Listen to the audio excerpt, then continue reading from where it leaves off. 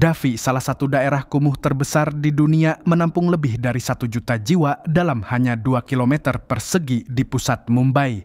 Davi adalah sebuah kawasan kumuh yang sangat padat dengan kehidupan yang beragam dan kompleks meskipun kondisi tempat tinggal yang kurang memadai. Di antara kepadatan kumuh terdapat lebih dari 1 juta orang yang berbagi ruang dengan gedung-gedung megah di sekitarnya, menunjukkan ketimpangan sosial yang mencolok. Meskipun kehidupan di Davi sering dipandang negatif, tempat ini ternyata merupakan pusat produktivitas yang mampu menghasilkan lebih dari $1 miliar setiap tahunnya.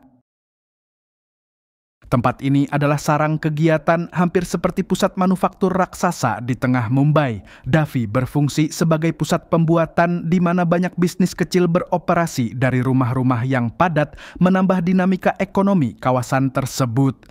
Banyak pekerja berasal dari daerah lain di India berkontribusi pada industri yang ada di Davi sekaligus menciptakan peluang kerja lokal.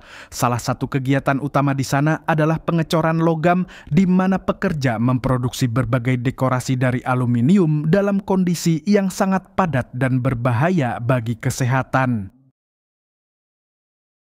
Proses pembuatan ini berlangsung di mini pabrik yang cepat dan efisien, menghasilkan barang-barang termasuk dekorasi aluminium dan komponen untuk industri kulit. Pekerja di Davi menggunakan cetakan dari pasir halus untuk membuat barang dari aluminium, termasuk grates dan gesper sabuk. Mereka harus bekerja dalam lingkungan yang penuh asap dan panas, tetapi prosesnya berjalan dengan kecepatan tinggi dan efisiensi yang mengejutkan. Setiap langkah dalam proses pembuatan menunjukkan ritme dan produktivitas yang kuat, menggambarkan daya tahan manusia dalam menghadapi kondisi yang sulit. Dalam Drive, industri kulit sangat besar dengan semua produk selesai seperti sabuk dan tas yang dibuat dari kulit kambing. Drive merupakan daerah yang dikenal dengan industri pengolahan kulit di mana kulit kambing digunakan untuk berbagai produk mulai dari sabuk hingga tas dan jaket. Proses ini dimulai dari penggunaan kulit mentah yang diolah di dalam drum besar yang dipenuhi dengan bahan kimia untuk menghilangkan bulu dan mengawetkan kulit. Di dalam pabrik yang lebih mirip dengan lokal yang sempit, cuaca lembab sangat terasa dan udara tampaknya tidak sehat. Bahan kimia di dalam drum ini bertujuan untuk menjaga kulit agar tidak membusuk dan proses pengolahan ini berlangsung selama beberapa jam. Setelah proses pengawetan, kulit akan dicat sebelum menjadi produk akhir. Setelah kulit mengalami proses pengawetan, langkah selanjutnya adalah pengecatan. Di lantai 3 pabrik tersebut terdapat ruang yang sedikit lebih terbuka di mana pekerja mengecat kulit satu persatu dan aroma cat kulit tercium cukup kuat di ruangan tersebut. Ruang ini dipenuhi dengan kulit-kulit yang sudah dicat tergantung untuk dikeringkan. Meskipun pabrik ini tampaknya dijalankan oleh beberapa orang saja, volume produksi sangat besar dengan ribuan kulit kambing dari berbagai warna siap untuk diolah lebih lanjut. Di area ini, seluruh ekonomi berputar di sekitar daur ulang plastik dan tempat ini menangani volume limbah yang luar biasa. Di sekitar Drive terdapat aktivitas daur ulang yang signifikan di mana sampah dari berbagai sumber diolah untuk menemukan nilai baru.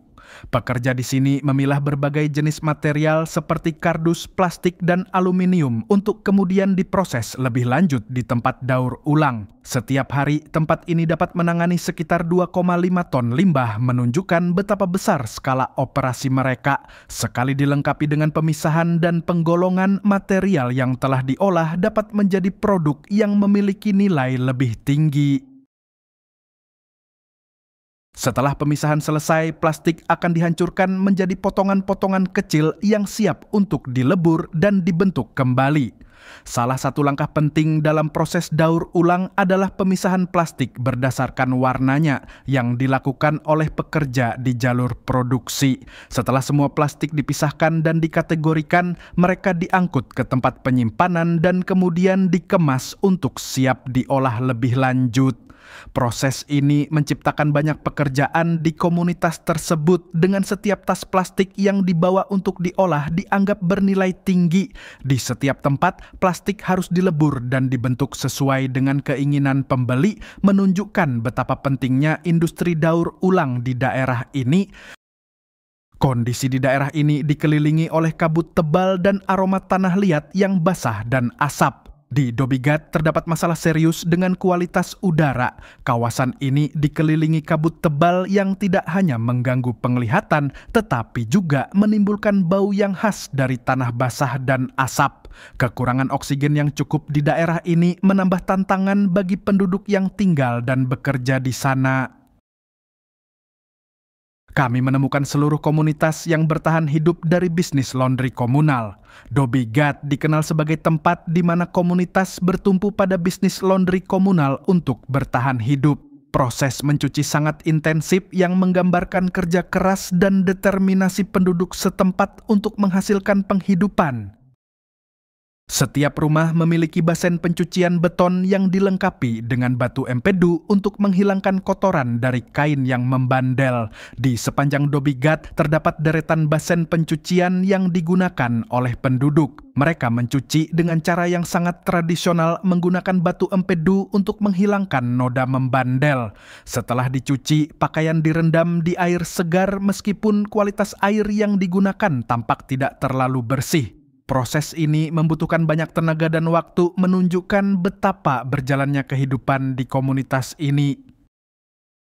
Pekerja tidak hanya menekan pakaian, mereka juga hidup di tempat kerja. Di stasiun setrika, para pekerja tidak hanya menyelesaikan pekerjaan mereka, tetapi banyak dari mereka juga tidur dan makan di tempat kerja mereka seperti pada papan setrika. Mereka memulai hari mereka pada pukul 4 pagi dengan hanya 1 jam istirahat. Kehidupan pekerja di sini sangat keras dan mereka harus sangat berdedikasi untuk memenuhi kebutuhan hidup. Mereka mengandalkan pencucian tangan karena hasilnya lebih bersih. Pencucian pakaian dilakukan secara manual untuk menghasilkan hasil yang lebih bersih, meskipun mesin cuci digunakan hanya untuk pakaian baru. Setiap keluarga di Dhoby Ghat dapat menghasilkan pendapatan sekitar Rp300 setiap hari yang menunjukkan betapa pentingnya bisnis ini bagi kehidupan mereka. Keberadaan tempat ini sangat kontras di antara gedung pencakar langit. Dhoby Ghat menawarkan pandangan yang unik tentang bagaimana komunitas dapat bertahan dan berfungsi antara gedung-gedung tinggi dan pusat perbelanjaan. Meskipun berada di daerah yang padat, pemerintah tetap mendukung keberadaan tempat ini, termasuk bantuan untuk pasokan air yang menunjukkan sensitivitas sosial terhadap kehidupan masyarakat lokal.